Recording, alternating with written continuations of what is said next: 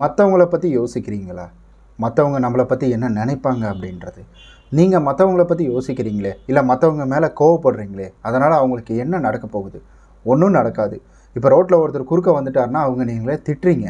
திட்டினோன்னே அவருக்கு என்ன ஆக போகுது? அவர் அதை காதுலேயே வாங்காமல் அவர் சருன்னு போயிட்டார். அவருக்கு எந்த ஒரு பிரச்சனையுமே கிடையாது. ஆனால் இங்கே நீங்கள் எமோஷன் ஆகிறதுனாலையும் கோவப்படுறதுனாலையும் உங்களுக்கு நிறையா பிரச்சனைகள் அப்படின்றது வருமா?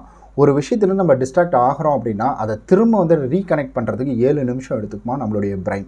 மற்றவங்கள பற்றி யோசித்து பிரயோஜனம் கிடையாதுங்க. உங்களை பற்றி யோசிங்க. நீங்கள் இங்கே இருக்க இந்த டேபிளில் இருக்கக்கூடிய பொருளை எடுத்து நான் இங்கே வைக்கணும் அப்படின்னு நினச்சேன்னா என்னால் முடியும். நான் வந்துட்டு எங்கேயோ இருக்கிற யாரோ ஒருத்தர் என் டேபிளில் இருக்கிற பேனாவை தூக்கி இந்த இடத்துல வைக்கணும் அப்படின்னு நினச்சா முடியுமா? ஸோ எவ்வளோ முட்டாள்தனமாக இருக்குது. இதை தான் நம்ம பண்ணிகிட்ருக்கோம். மற்றவங்க என்ன நினைப்பாங்க, என்ன யோசிப்பாங்க அப்படின்ற மாதிரி மற்றவங்களுக்காக வாழ்ந்துட்டுருக்கோம். மற்றவங்களுக்காக வாழணும் அப்படின்ற அவசியம் கிடையாது.